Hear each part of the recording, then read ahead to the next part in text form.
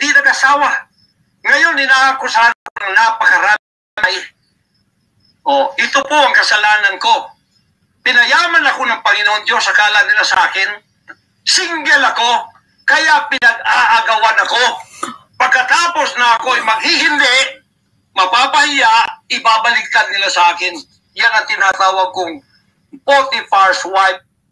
Grabe, ang gwapo ni Kibuloy, no? Pinag-aagawan siya ng mga babae. Ang gaganda pa ng mga nag-aagaw sa kanya. Grabe. At because tinanggihan daw niya, kaya binabaliktad siya. Pero hindi siya sumisipot sa hearing. Kung wala siyang kasalanan, bakit hindi siya sumisipot? Ang gwapo mo talaga, sir.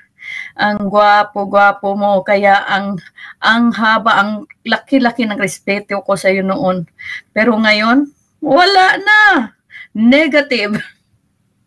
My gosh, let's continue. Syndrome. Hindi po ko nagsasalita ng ganito kasi mapahiya ang mga babae niyan. Nag-aagawan sila. Mahirap man sabihin. Pinag-aagawan nila ako. Dahil nananawagan sa mga magulang, mayaman na tayo pag nangyari ito. Sabi ko, hindi mangyayari yan kasi dedicated ako eh. Napahiya. Ngayon, binayaran at ngayon, binabaliktad ang lahat ng istorya. Mahirap pong sabihin ko ito kasi masisira ka lang pagkababae. Napilitan lang mga ako sapagkat ang buhay ko po'y nanganganib.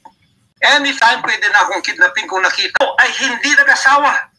Ngayon, inaakusahan ko ng napakarami. Ito po ang kasalanan ko.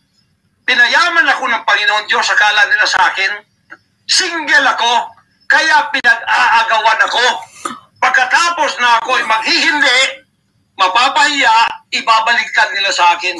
Yan ang tinatawag kong Potiphar's wife. Grabe, ang gwapo ni Kibuloy, no? Pinag-aagawan siya ng mga babae.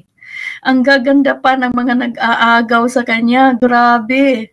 At because tinanggihan daw niya, kaya binabaliktad siya. Pero hindi siya sumisipot sa hearing. Kung wala siyang kasalanan, bakit hindi siya sumisipot? Ang gwapo mo talaga, sir. Ang gwapo-gwapo mo. Kaya ang haba, ang laki-laki ng respeto ko sa iyo noon.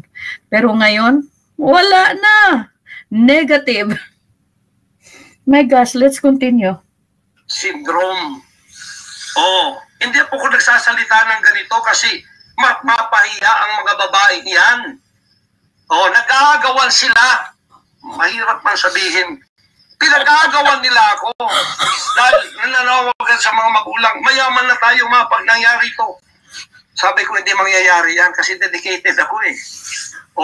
Napahiya. Ngayon, binayaran at ngayon, binabaliktad ang lahat ng istorya. Mahirap pong sabihin ko ito kasi masisira ka lang pagkababae. Napilitan lang mga ako sapagkat ang buhay ko po'y nanganganib. Anytime pwede na akong kidnapin kung nakita